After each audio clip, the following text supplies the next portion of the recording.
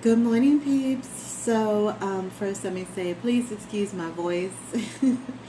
I literally just woke up about, I don't know, 45 minutes ago, and I've only had one cup of coffee, so bear with me if I do not sound like my normal self and I sound a little crazy.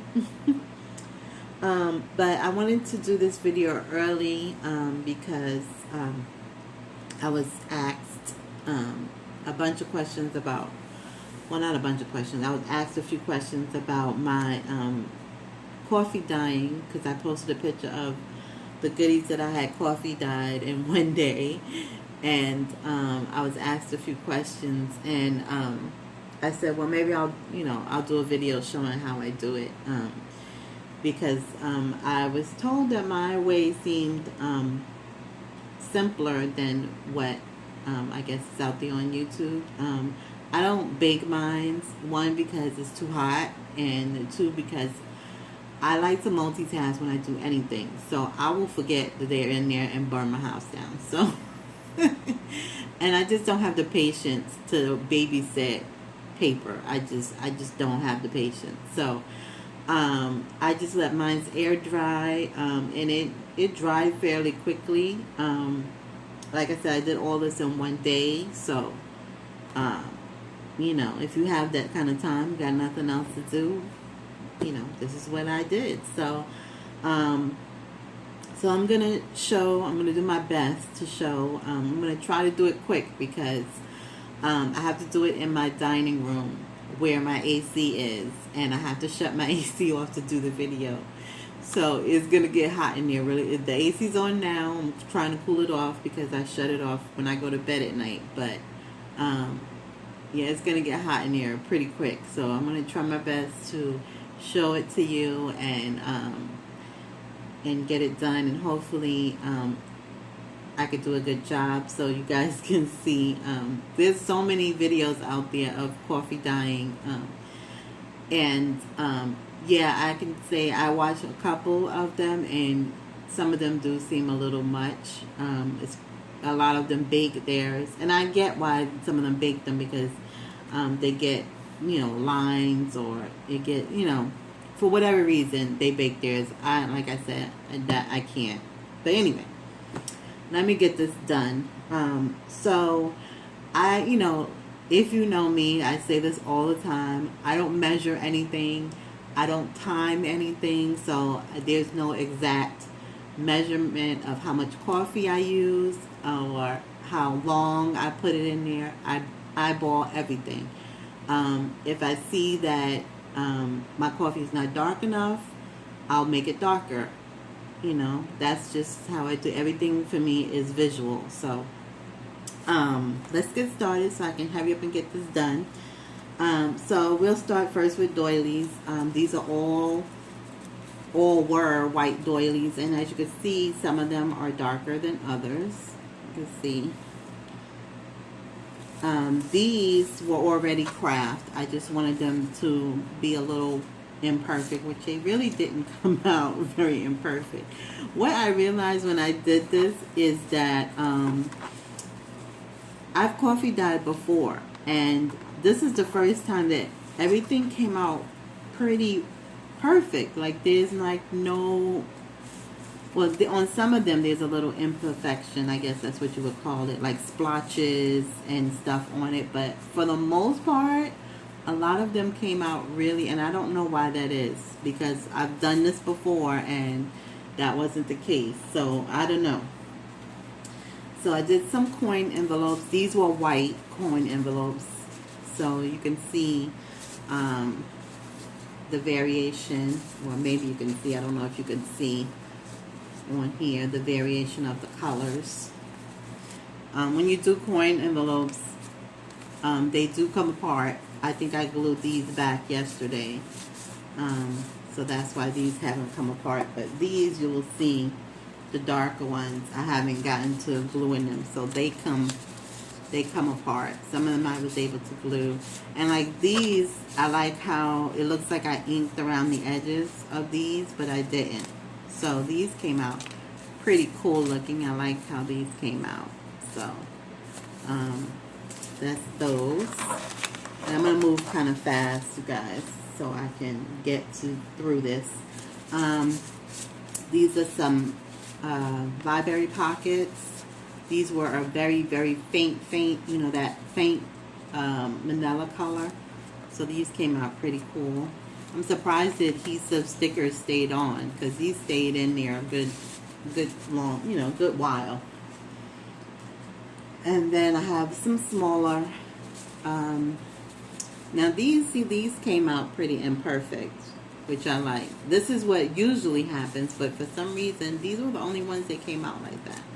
I'm not quite sure why that is, but either way, I like how they all came out. I got some of these little tab dividers and some tags. These came out really like, really perfect. And of course, the little, I can't think, you know what I'm talking about, comes off when you coffee dye them. And then I have some envelopes and time cards. These were white envelopes.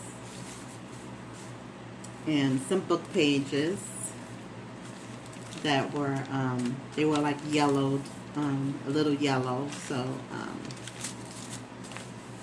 they look a little bit more vintage now. These were white music sheets. I definitely have to do some more of these, because I didn't do enough of these. So this one I must took out quickly, because you see the difference in the color, which I kind of like, so I'm going to leave it like that. Oh, I know, I stacked these on top of each other, that's why. That's another thing, I don't have time to do one at a time, so.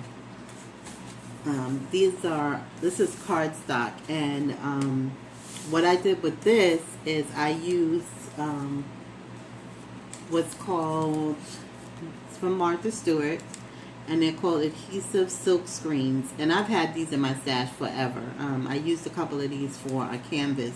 Actually, when I bought them, I didn't know it was silk screens. Obviously, I didn't read it. I thought they were stencils, but they are silk screens, and they have adhesive. Well, they had adhesive. Of course, they don't have them anymore. But and I'll show this in my next video. But you just put it on the paper, and you just take a paintbrush and dip it in your coffee, and you literally paint over it. And I learned this technique. This is not my technique. I learned this from Crafty Irina. Her video, she made these beautiful molds, and she showed how she does the stenciling, use the stenciling on her coffee dye paper. So I'm going to put the link to her video down in the description, so you guys can check out her video as well. So yeah, so that's what I did with these. So I haven't tried this technique on the copy paper. I just did it on cardstock. So I might have to try that. I know a lot of people use 20, I think it's 28 pound copy paper, and I actually just bought copy paper, not for this purpose, but because I needed it, and mine's is 24 pound. So it took very well. When I first did the coffee dyeing a long time ago, my papers were really thin, so these came out really good. These are the copy papers, and I use my mask, my Tattered Angels, I believe, mask to get that print right there. So I'll also use some of my dyes that, you know how you use the floral dye. So I don't know if you could see.